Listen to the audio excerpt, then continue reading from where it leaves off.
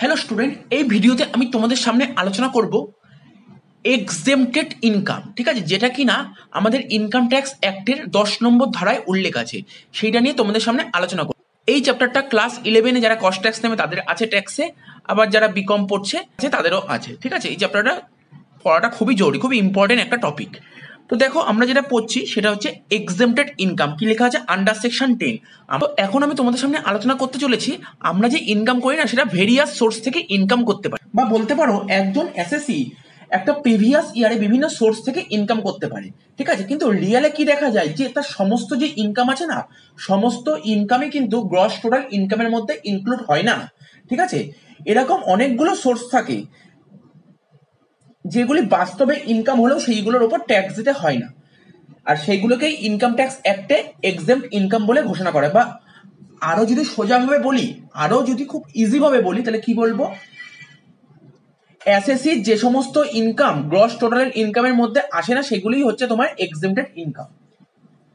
অর্থাৎ আমরা বলতে পারি ইনকাম ট্যাক্স অ্যাক্টের 10 নম্বর ধারায় এমন কিছু ইনকামের কথা বলা হয়েছে যেই সমস্ত ইনকামের ওপর গভর্নমেন্টকে কোনো ট্যাক্স দিতে হবে না।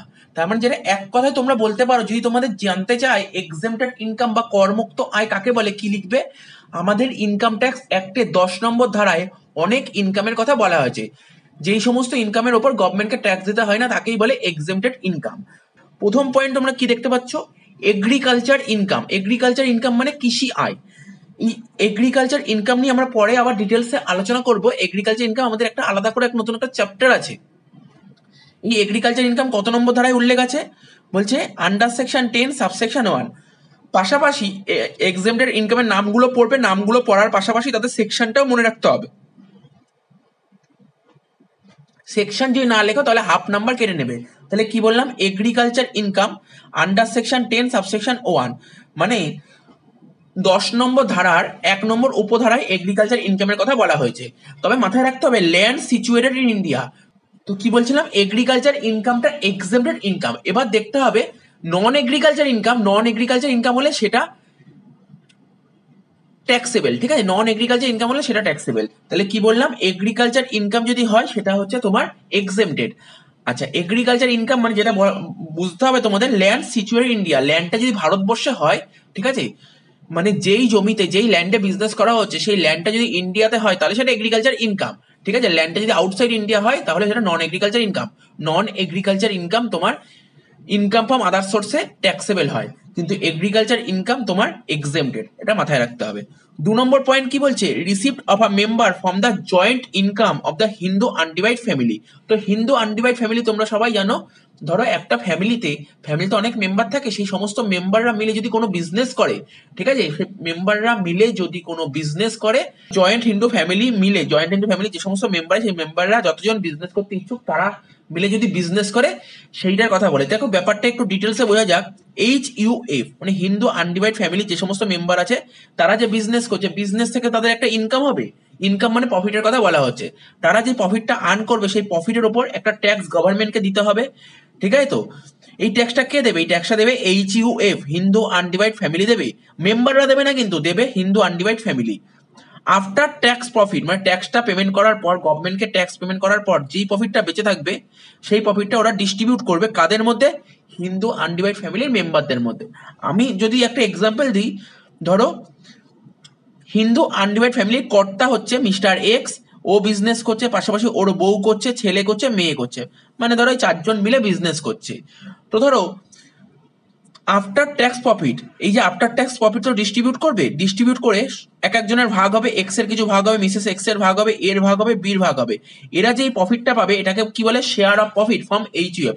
এই যে টাকাটা পাবে এর উপর গভর্নমেন্টকে কোনো ট্যাক্স দিতে হবে না। এটা হচ্ছে তোমার এক্সেম্পটেড ইনকাম। আশা করি বোঝা গেল। তার মানে কি বুঝতে পারলে? হিন্দু আনডিভাইড ফ্যামিলির মেম্বাররা যদি শেয়ার অফ প্রফিটের টাকাটা পায়, এটা পুরোপুরি এক্সেম্পটেড। কত নম্বর ধারা বলছে? এটা বলছে, দেখো এটা বলছে আন্ডার সেকশন 10 সাবসেকশন 2। সেকশন মনে রাখতে হবে।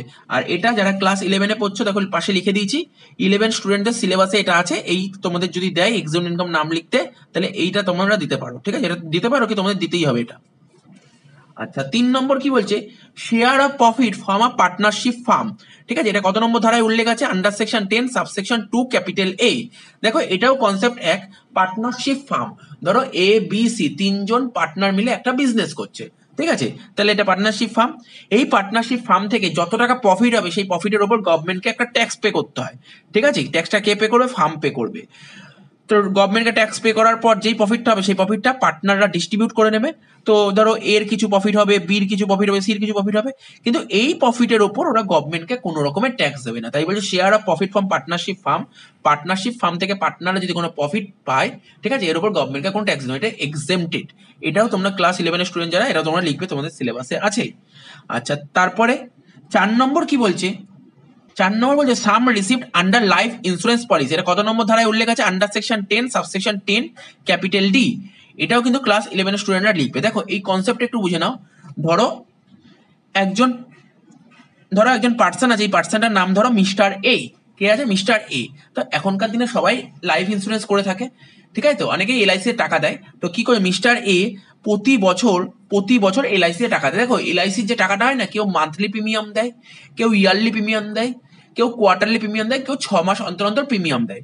তো মিস্টার এ এলআইসিতে প্রিমিয়াম দিচ্ছে, প্রতি বছর প্রিমিয়াম দিচ্ছে, ঠিক আছে। তো তো এই মিস্টার এ এলআইসিতে প্রতি বছর প্রিমিয়াম দিচ্ছে না, ও এটা ডিডাকশন পেয়ে যায় আন্ডার সেকশন 80 তে। কোথায় ডিডাকশন পায়, আন্ডার সেকশন 80 তে ডিডাকশন পায়, ঠিক আছে। তো কত টাকা ডিডাকশন পাবে, বলছে যে পলিসি ভ্যালু 10%, ম্যাক্সিমাম ডিডাকশন পাবে পলিসি ভ্যালু 10%। কি বললাম, ম্যাক্সিমাম কত টাকা ডিডাকশন পাবে, পলিসি ভ্যালুর ম্যাক্সিমাম 10%, ঠিক আছে। তো আচ্ছা এই যে এলআইসির প্রিমিয়াম দিচ্ছে একটা সময় পরে তো এলআইসির টাকা ম্যাচিউরিটি হবে। তো কেউ ধরো 5 বছর ম্যাচিউরিটি হয়, কারো 10 বছরে, কারো 16 বছরে, কারো 21 বছরে, বিভিন্ন টার্ম থাকে।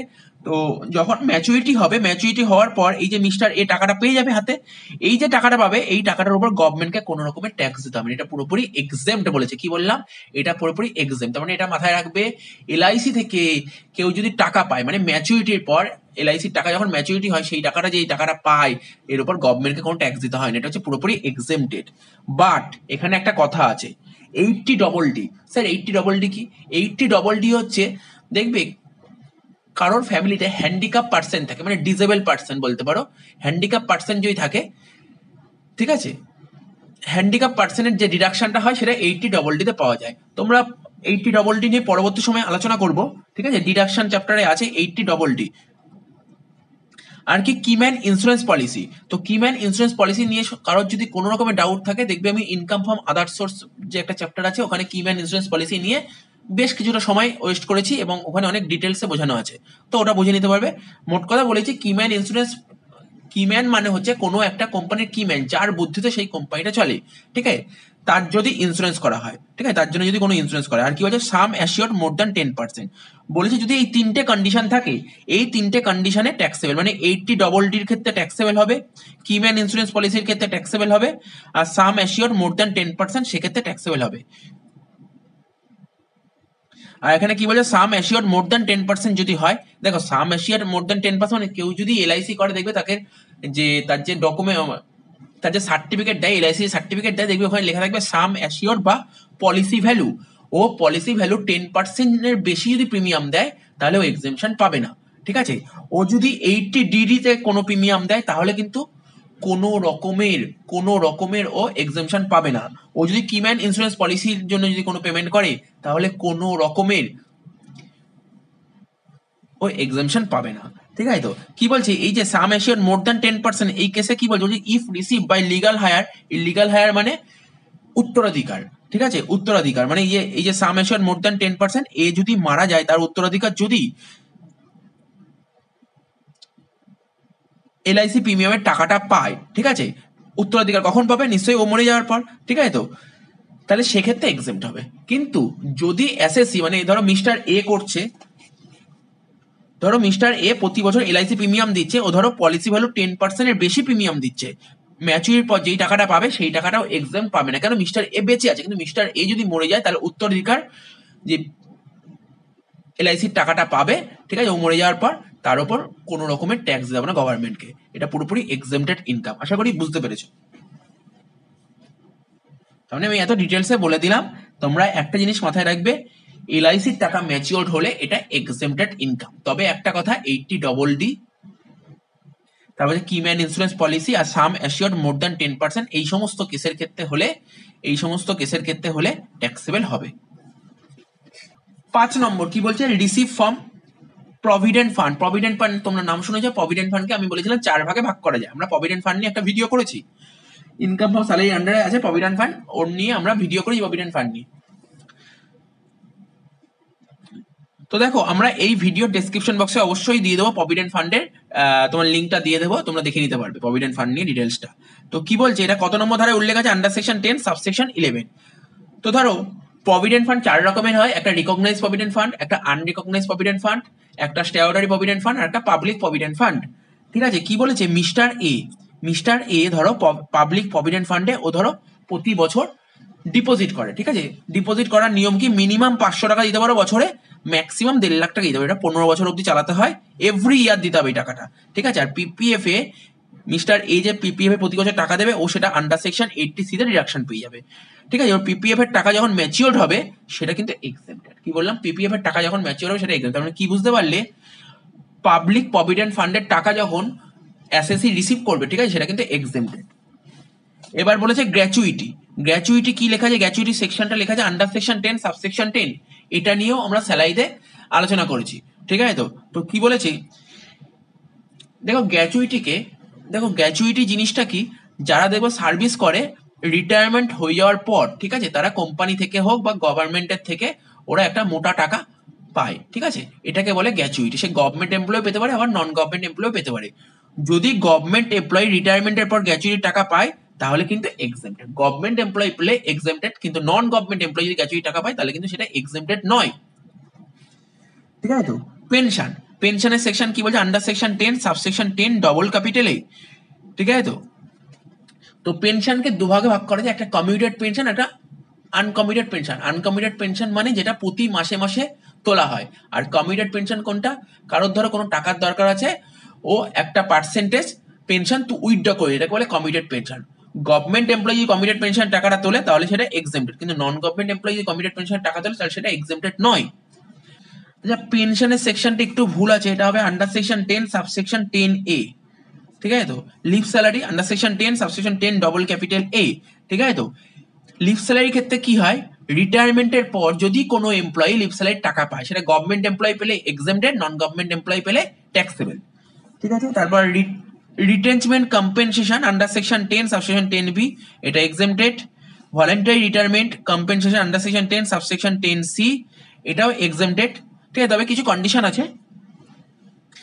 আচ্ছা, তারপর কি বলেছে, 11 নম্বরটা কি বলেছে দেখো, under section 10 subsection 10 double capital C বলছে ট্যাক্স অন নন মনিটারি পারকুইজিটস। আচ্ছা, তোমাদের পারকুইজিট জিনিসটা বলে দিই, তোমরা স্যালারি পড়েছো, পারকুইজিট জানো। এমপ্লয়ি যদি এমপ্লয়ারের কাছ থেকে, মানে মালিক বা বসের কাছ থেকে স্যালারি আর অ্যালাউন্সেস ছাড়া যদি কোনো রকমের এক্সট্রা বেনিফিট পেয়ে থাকে, সেটা ক্যাশ বেনিফিটও হতে পারে আবার কাইন্ড বেনিফিটও হতে পারে, তাকে পারকুইজিট বলে। তাহলে কি বললাম, এমপ্লয়ি যদি এমপ্লয়ারের কাছ থেকে কোনো রকমের বেনিফিট পায় তখন তাকে পারকুইজিটস বলে। ঠিক আছে, তো বলেছে tax on non monetary perquisite paid by employer on behalf of employee.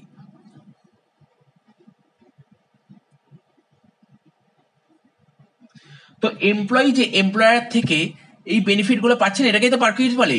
তো পারকুইজিট দু রকমের হয়, একটা মনিটারি পারকুইজিট হয় আর একটা নন মনিটারি পারকুইজিট হয়। ঠিক আছে, তো নন মনিটারি পারকুইজিটস এমপ্লয়ি যে এমপ্লয়ার থেকে পাচ্ছে তার উপর ট্যাক্স যদি এমপ্লয়ার নিজেই দিয়ে দেয়, ঠিক আছে, তার উপর ট্যাক্স যদি এমপ্লয়ার নিজেই দিয়ে দেয় সেটা কিন্তু এক্সেম। তাহলে কি বললাম, tax on non monetary perquisite. Non monetary, দেখো যদি বলতো non monetary perquisite paid by employer, সেটার কথা বলছি না, আমি কি বলছি, নন মনিটারি পারকুইজিট যেটা হচ্ছে, যেটা ভ্যালু হবে তার উপর ট্যাক্স। ঠিক আছে, এবার তোমরা যদি বলো নন মনিটারি পারকুইজিট কোনটা, দেখো এমপ্লয়ার খুশি হয়ে এমপ্লয়িকে ফোন দিতে পারে, গাড়ি গিফট করে, ঠিক আছে, বাড়ি গিফট করে। ঠিক আছে, তো এইগুলোকে বলে নন মনিটারি পারকুইজিট। তো নন মনিটারি পারকুইজিট তোমার ট্যাক্সেবল, কিন্তু নন মনিটারি পারকুইজিটের উপর যে ট্যাক্সটা দিয়ে পেমেন্ট করে দিচ্ছে এমপ্লয়ার, সেটা কিন্তু তোমার এক্সেমটেড। এটা মাথায় রাখবে।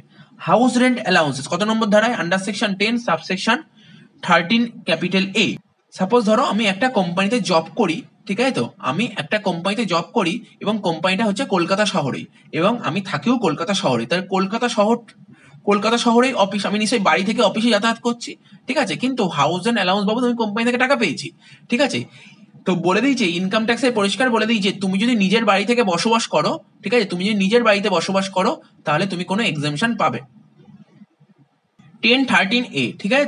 তো 10(13)A কি বলছে, কতগুলো কন্ডিশন আছে, সেই কন্ডিশনের সাপেক্ষে হাউস অ্যান্ড অ্যালাউন্স তোমার এক্সেমটেড হবে, ঠিক আছে, কিছু শর্ত আছে, সেই শর্ত সাপেক্ষে হাউস অ্যান্ড অ্যালাউন্স তোমার এক্সেমটেড হবে। তো যেইগুলো কিনা আমরা স্যালারি চ্যাপ্টারে আলোচনা করেছি।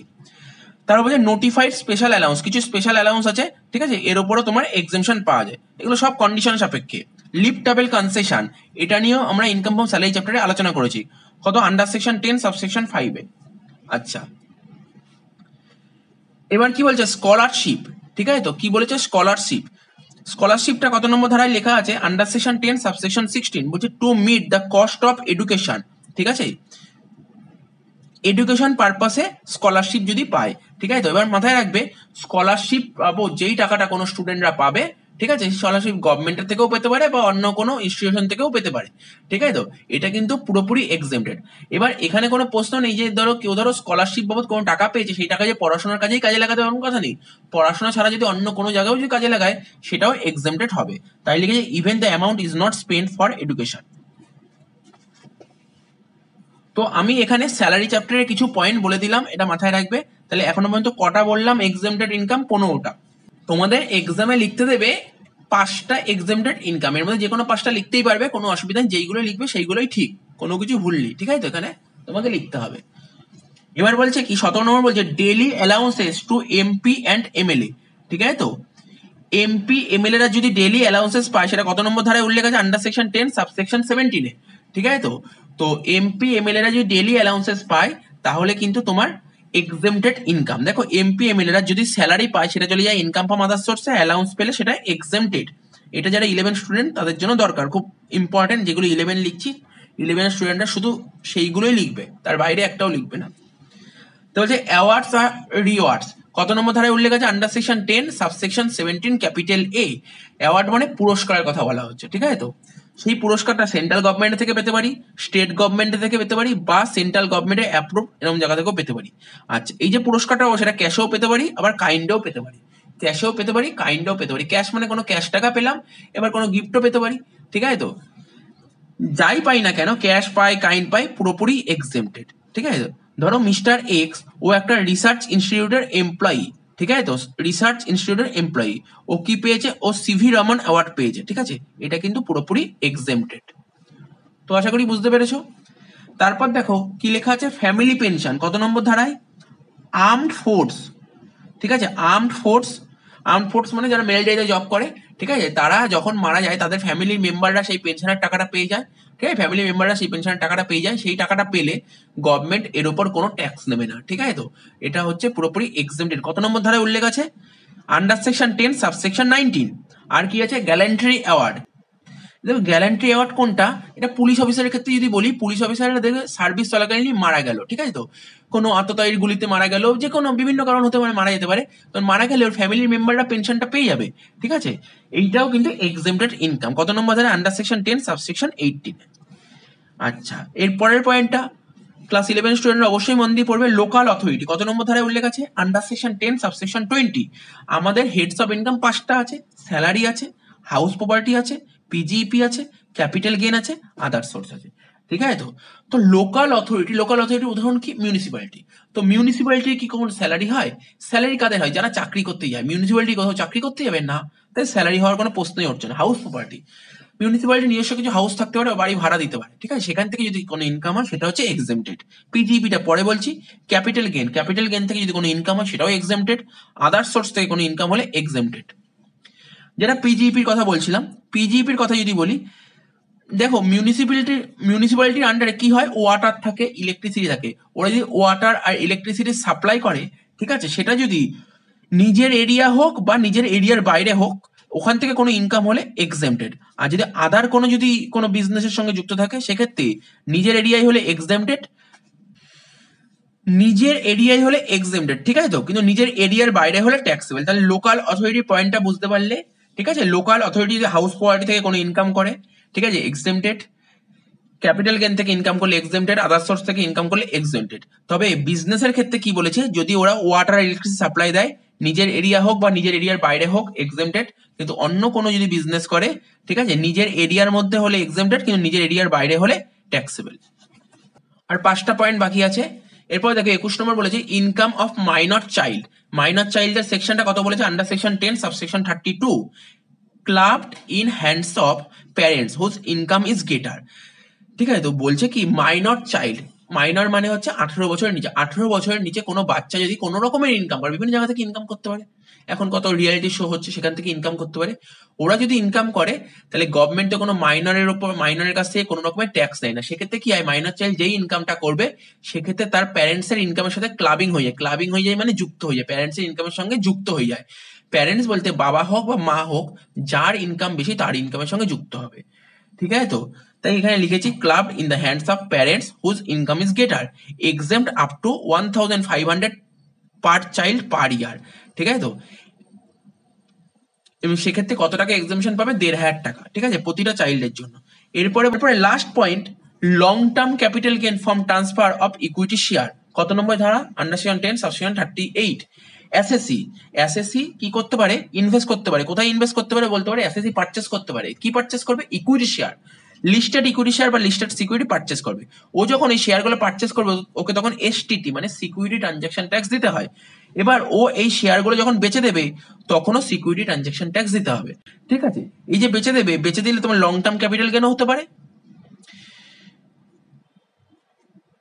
বেচে দিলে তোমার লং টার্ম ক্যাপিটাল গেনও হতে পারে, আবার শর্ট টার্ম ক্যাপিটাল গেনও হতে পারে। এইগুলো বেচে দিলে লং টার্ম ক্যাপিটাল গেনও হতে পারে, শর্ট টার্ম ক্যাপিটাল গেনও হতে পারে। লং টার্ম ক্যাপিটাল গেন হলে exempted, short term capital gain হলে ট্যাক্সেবল। কত পার্সেন্ট ট্যাক্স দিতে হয়, 15% ট্যাক্স দিতে হয়।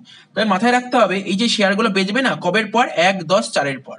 তো আশা করি বুঝতে পারলে এক্সেমটেড ইনকাম এমন কিছুই নয়। তবুও আমি বলে দিচ্ছি, আমি আরেকবার বলে দিচ্ছি, যারা ক্লাস 11 স্টুডেন্ট তারা কোনগুলো লিখবে, দেখবে আমি যে করে 25টা পয়েন্ট লিখলাম তার পাশে লাল কালি দিয়ে যেগুলো লেখা আছে ক্লাস 11, সেগুলো 11 স্টুডেন্ট লিখবে। আর গ্র্যাজুয়েশন স্টুডেন্ট যারা, তার সবকটাই পড়বে। এক্সামে 5টা পয়েন্ট লিখতে হয়, ঠিক আছে, 5টা পয়েন্ট লিখবে, সেকশন দিয়ে লিখবে। এই চ্যাপ্টার দিয়ে নতুন করে কিচ্ছু পড়ার নেই। ঠিক আছে, তো তোমাকে লিখতে দেবে করমুক্ত আয়ের নাম। আর